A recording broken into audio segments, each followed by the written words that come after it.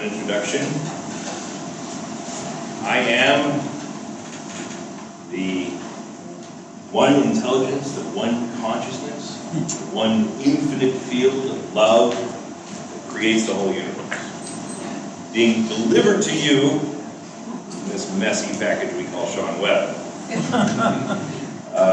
I am here to talk to you today about your human mind so that you can understand a little bit more about it, so you can get its noise out of the way so that you can remember as often as possible that you are the one intelligence, that you are the one consciousness, that you are the infinite field of love that creates the whole universe. And oh, by the way, we're going to explain how computers will be able to do that too, theoretically. So we've only got 20 minutes today, so I'll take the first portion of this presentation to explain how your mind and your emotions work so you have a better understanding of the minuscule manipulations that occur within your own psyche to create your experience. We'll disclose some magic after that that you can use to change how your mind works from this day forward for the rest of your life, which is cool. We'll explain a little bit about artificial emotional intelligence and how computers will be able to use the same model to emulate and create human realistic emotional responses to real world scenarios. And then we'll talk for a couple of minutes about the good, bad, and ugly of this technology that is coming regardless of whether we want it to or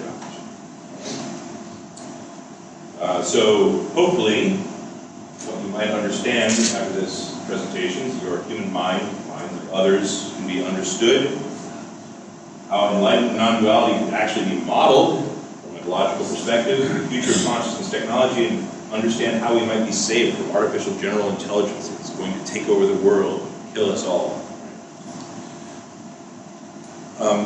So let's get into how your mind and emotions work. The basic operation of your whole nervous system is that of a simple comparator, right? Including all your thoughts, emotions, challenges, etc. Your nervous system always is comparing one thing to another thing. It's never telling you its assessment of something. It's always comparing one thing to another to say this is different than that because. So when you put your hand on the stove, it's not telling you, oh, this is 160 degrees, we need to move the hand. It's telling you, oh, this is much hotter than it was a second ago. And the pain receptors have been sending information to say, move the hand because cells are being destroyed. So when you smell that gas leak in your house, it's why you immediately need to leave. Because after a little while, there is no difference between what your nervous system said before and what it's saying now. Like time 0 to time 1, when you wake up in the middle of the night, your brain says, hey, there's a gas leak in the house. Wake up and check this. You walk around for 10 minutes thinking maybe it was a dream. You don't smell the gas anymore. That's because your nervous system has only reported the differences between something. Time 0 and time 1 says gas leak low to high. Time 1 to time 2, high to high. They're not reporting anything. That's why you don't smell it anymore. That's why everybody in the house dies when you go back to bed. So if you smell gas leak, get out. Right? Call the fire department. That's exactly what your nervous system is doing all the time. It is comparing one thing to another. And so the nervous system creates all of your emotions. Every emotion that you've had from the time of your birth to the time of your death are created by this same comparative system. The two things that it is comparing is your expectation or preference about any certain something and your perception with an appraisal process about that same something. Right? So this creates for us an equation of emotion that cannot be broken. You'll never find an example of an emotional response or any mind response that you've had that will fall outside of this one simple equation. Every emotion you ever have had and ever will have will be governed by this equation. Here's basically how it works. If your expectation or preference about any one individual thing matches your perception about that one individual thing, then you will have a positive emotion about that one individual thing. If your expectation or preference about any one individual thing doesn't match your perception about any one individual thing, you'll have pretty deep negative emotions that we experience in life, and it is that simple. So for instance, if you have an expectation or preference that a bear does not enter your tent when you're camping, and a bear does enter your tent while camping, you will have a negative emotion about that situation. If you have a favorite sports team and your expectation or preference is for that sports team to win and your perception is that they won the game, you'll have a positive emotion associated with that instance. And this applies to absolutely everything in life. If you buy a new tech gadget and you expect it to be awesome, and it is awesome, you're happy about it. If you expect it to be awesome and it sucks, you're upset about it. You're wanting to return it to the store, etc. If your relationship is going great, you have a positive emotion about that. If your relationship is not going so great, you have negative emotional responses to that. And the negative proof is correct as well. If you don't have an expectation or preference about something, if you don't care about something that happens in the world that you learn about, like for me, I don't care about who won the Canadian lacrosse high school championship, right? You can tell me who won that. I don't care about lacrosse. I don't care about the Canadian high school in question. I know nobody on the team. I'm glad somebody won the championship and they had a great time. But besides that, I have no emotional reaction about that piece of information. In addition, if I have an expectation or preference about something, like let's say I love the Chicago Cubs, because I do, I can have a lack of perception. I don't know who won the game. So I'm not going to have an emotional response about who won the game. It might be driving me crazy that I don't know who won the game and I want to check the score on ESPN, but that is an expectation or preference that I want to know the score. I don't know the score, that's the negative emotion associated with that. But until I actually know the score of the game, I won't have an emotional reaction about the game itself. You can have an expectation that your team is going to lose and your team loses and you're still sad. Yes. Although the reception met the expectation. And I'll explain that shortly. So where does the EP come from, right? We might think, because expectation or preference, sometimes we choose these things, that it is a conscious decision. It's not. It is set subconsciously by your mind. Let's back up and talk about the brain for a second. The brain, from a very 50,000 foot view, is your organ of survival. It is the thing that helps you survive from one day to the next, right? That's what it's designed to do. Your memory helps you remember what food and water is. Cognition helps you figure out how to build a shelter. Imagination helps us figure out potential threatening events that we can then work our way through. Heck, our sense of humor even helps us convince people to hop into bed so we can appropriate to pieces. Within that system, we have a subsystem, the limbic system. It's our more primitive brain. It scans our senses and thoughts for threats and initiates protective emotional responses. Looking throughout the room, all of us say, is this person a threat? Is this person a threat? Is that a cord, a snake, or a cord? Right? But then a second question must be asked. Well, if I'm looking for threats, a threat to what exactly? I need to know that definition to be able to identify whether or not that leaf cutter ant is going to be a threat to me. Do I have leaves or not? And so then, as a physiological requirement for survival, the mind, the brain then creates a self. This is the thing that you can call ego, right? A lot of interchangeable words for this thing, but it's a physiological requirement for your survival. I need to know what the things are on my list to be able to protect so that I can protect them, right? And the self, of course, includes our body. That's why you dodge when a baseball comes flying at your head almost involuntarily, right? That's the limbic system kicking in to protect you. But science has also proven that it also includes other ideas. Jim Cohn at UVA proved that other people can become directly mapped to the areas in our brain that are correlated with ourselves. And so that's why we have emotional reactions about our friends, about our family. We're very protective of them as well, because it's the same emotional wiring in our brain designed to protect us that then gets extended to the things that we connect with. And this isn't just our close family and friends. This can be sports brands. Tiffany Burnett White at UIUC proved that the sports brand, or excuse me, the self-brand connection also fires these same circuits in the brain. Brand names, Apple versus Android. Ideas of self, Sam Harris proved that politics and religion also react the exact same way. And you can see this on Facebook. If you don't believe it, just open up your Facebook account. You'll see nothing but examples of people defending the politics and religion. But everything that you associate with your idea of you, memories, cultural heritage, your life story, your achievements, all become mapped onto yourself and then must be defended from all perceptions coming in from the outside world. And this is what creates every one of your emotional responses based on every little instance or perception that you have in your life. Now, all of this stuff together becomes your mind's self. It becomes the things in which fill one half of the equation of emotion, because the The expectation or preference is connected with each one of those dots on your cell phone. And not surprisingly, the more stuff flags up on your cell map, the more things that are either going to ruin your day. Right? So your expectation or preference is automatically assigned, and the rule is connected with homeostasis. Everything on the self map must be held at status quo or increase in value, or we're going to have a problem. Right? And that's going to be a negative emotional response. Now your perception also plays a major role because it is the other half of your equation of emotion. Your perception and appraisal process, how you see things in the world that happen around you, creates 1/2 of 100% of your emotional responses. For instance, if you see someone cutting you off in traffic, and you see it as disrespectful, like they're saying, oh, you don't matter, I'm going to take your lane, where I'm going is more important than you, etc. You're going to have a negative emotional response of anger, and you're going to honk the horn, flip the bird, whatever it is, in response. But if you see that differently, as an accident, maybe they just weren't paying attention, then you're shifted into a bit of a surprise, and oh, well, there's just idiot drivers all over the place. You're going to have to expect it on California roads or wherever you live. Because I get it in Charlotte too. You're going to have a different emotional response based on the difference of your perception, right? Or if you perceive that through cognitive reappraisal, that maybe they need to get someone or to someplace very urgently, then you're more compassionate. You're saying maybe this person's on the rush to the hospital to see your friend who fell ill, and all of a sudden you're like, yeah, take the lane. Please, right?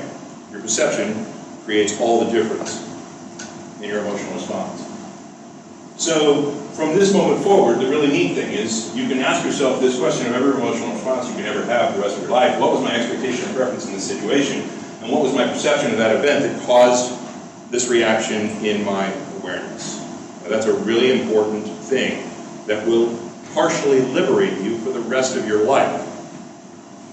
Because that very act dumps you into the space of meta-awareness. Meta-awareness is a real thing. It's identified by psychology. It's the place that we go when we're in meditation. It's the place where we are watching the mind, where we are turning the mind's awareness back in on itself, dumps us into meta-awareness. A whole bunch of cool studies associated with meta-awareness, but one of the things it does is it separates you a little bit from your emotional response to where you are and what you actually are, right? Because your mind that's in charge of this self-map that's critical for your survival, must be accurate or else we die. It notices, hey, wait a second. I thought I was this mess, but now I'm this mess in the awareness that can look back on this mess, and it has to rewrite itself. It expands itself out a little bit. Now your life's problems aren't as effective as they were previously because you're a bigger entity in your subconscious mind, which is the portion of the mind that controls writing that portion of yourself, right? So you can't even help it. It's like a sneeze. You can't help but to increase your equanimity, especially in turbulent moments. So all these cool things can happen when you're in meta-awareness. Other meta-awareness disciplines have been proven to lower heart rate, lower blood pressure, cure OCD, PTSD, increases your alertness, your focus, your physical health, your cognitive functioning, your psychological well-being. All these really cool things happen when you're in that space of meta-awareness. And the second thing that can happen when you're able to put an understanding to an immediate, acute emotional response within your mind is that there is a special magic button in your brain, the four lobe of your brain, specifically in the right ventrolateral prefrontal cortex and the medial prefrontal cortex, that puts a cognitive understanding to your emotional processing, and that turns off the reaction of your limbic system in real time. They saw this happening live on the fMRI. Right? It's called the name it, obtain it effect. It spawned a whole group of studies that were supportive of the original findings all over the world. Amazing, amazing science. So at the point that you understand the two things, your expectation and preference and perception, to come together to create any individual emotional response that you have, you're pressing that magic button to turn off your limbic system. So is this it? Well, first, yes, you'll never be able to break it, but it is a little more complex than that. Dozens of emotions have individual definitions that explain what is anger, what is fear, what is sadness, what is worry, what is regret. There are specifics behind the expectation and preference and the perception that are explained in this book, Unhacking Happiness. We're now building this into a program for addiction, because we have some folks that took control of their mind and cured their addictions. We're having a couple of special forces folks helping put together a program for PTSD, because when you learn how to control your mind, all of a sudden you're curing some ailments that you never thought you could cure. Which is really cool. So again, we're running a little short on time. With just a few rules, you can explain all the major emotion groups, and then depending on the level of severity in each emotion group, then that identifies the different levels of individual emotions that we subjectively call different emotions. But in the fear group, panic, terrified, afraid, cautious, concerned are all extremes of emotions, and multiple mixed emotion situations are multiple equations of emotion running simultaneously. One event can affect multiple things on your self map, or it can create multiple perceptions that affect one thing, causing a mixed emotion situation. Such as, you expect your team to lose, they lose, so you expected that, doesn't cause a lot of turmoil, but in your heart you really wanted them to win. Still one. Yeah. Right. So it still sucks. Right. Multiple equations of motion running simultaneously. Now the other thing that you can understand now is to be able to see into other minds, increasing your own empathy, right? Understanding the basic process of emotional suffering that is occurring in the people around you and what you might be able to do to help them, right? So it raises levels of compassion. So can we model enlightenment and non-duality in a computer? The whole reason why we're here. Well, kind of. Because, I mean, I'm sure you can see how a false self-map can be created for an artificial personality. We just say, oh, this computer program loves the Cubs and is a Republican and, you know, all these other things that it's associated with. And then we can create a perception engine that will take in the world's news and be able to identify whether a positive or negative valence can be associated with those things. And then the emotions can be run through an algorithm, at which point we have an emotional response that creates for the computer a realistic emotional response for the computer, and then from there we can pick responses that are typically human to say, boy, it sucks the Cubs lost today, right? You can see all that. How do we model enlightenment and non-duality? Well, when we find that space of infinite expanse in our mind, what does that do? That expands out our self. It expands out our understanding of our existence. All of a sudden we aren't just the meat suit in which we are walking around. We aren't just the thoughts and ideas that we live with every day. We are more than that. When we expand out, Tattvamasi, right? I am that. Everything you look at. So what we can do is we can expand out the sense of self with an artificial personality to increase its identification of self to be all of humanity, the greater good of humanity. So every decision that it makes is in that greater good sense. We do that incrementally by looking at self, we expand out, we look at the self, expand out, we expand out, we look at the thing that's looking at the self, we expand outward. So we can build the process of creating artificial emotions, that's a no-brainer, but we can also create the process that can help a computer be empathetic and compassionate by understanding what's going on in your mind, by basically knowing what your self-map is, what your perception is going to be, what your emotional response is going to be, and be able to create interactions and applications and things that are emotionally intelligent, that are empathetic, and that are compassionate based on what your response currently is. You can do that at multiple levels of the mind, the computer, that then creates one single response. So what do we need for Safe AEI, or artificial emotional intelligence? What do we need to ensure that artificial general intelligence will not, what do we need to ensure that artificial general intelligence doesn't kill us? Well, we need a huge artificial self-map that includes all of humanity and the greater good. If you write that logic into the artificial intelligence engine, that its identification of self isn't just what you like, but it's a number of things that are the greater good for the globe and for all of humanity, then you have an artificial general intelligence that is working for the greater good of all humanity and taking into consideration everyone's individual needs, regardless of who programmed. It didn't work in iRobot. It didn't work in iRobot. You are right, sir. This is not, but here's the problem. Here's one thing that I'm concerned about, is that before we get to the point where artificial emotional intelligence is benevolent, There's going to be people who misuse the technology to understand your self map and be able to put misinformation in front of you to affect your actions. And we saw that with Cambridge Analytica and the Russians in the election. I was told the book I wrote about this in 2012 was a reference that they used. I apologize.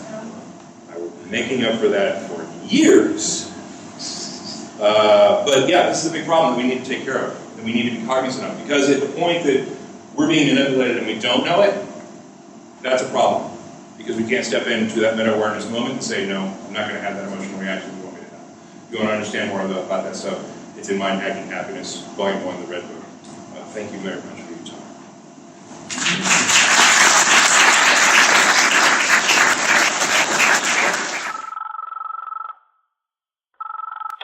Let me tell you why you're here. You're here because you know something. What you know you can't explain. When you die, on your deathbed, you will receive total consciousness. I'm not trying to sell you on this idea in the sense of converting you to it. I want you to play with it. I want you to think of its possibilities. I'm not trying to prove it. I'm just putting it forward as a possibility of life to think about.